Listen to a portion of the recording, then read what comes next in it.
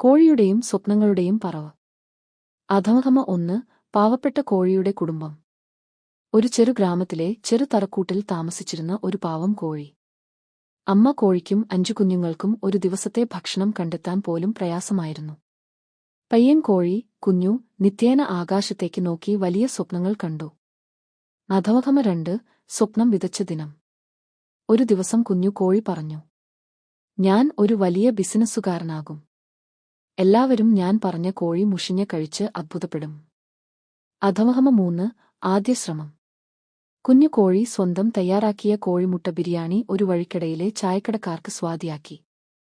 ആദ്യം ആരും വിശ്വസിച്ചില്ല, പക്ഷേ ആരെങ്കിലും കഴിച്ചപ്പോൾ എല്ലാവരും കൂടെ വന്നു. അധമഹമ 4. ഭവധോമക തഭയവും ഫണ്ണവയെ. അവന്റെ ഏകാനവയവറവ എന്ന പേരിൽ റെസിപ്പികൾ റീലുകളായി വൈറലായി. ഡോളർമാരും ബ്രാൻഡുകളും എത്തി. ഒരു ചെറിയ ബിരിയാണി ബൂത്തിൽ നിന്നു തുടങ്ങി വലിയ ഫ്രാഞ്ചൈസ് ആയി മാറി. അധമഹമ 5. സമ്പന്നതയും ഹൃദയമുണ്ട്. കോഴി ഒരു വലിയ വീട്ടിലും ജീവിച്ചെങ്കിലും പഴയ തറക്കൂട്ടും അമ്മയും മറന്നില്ല.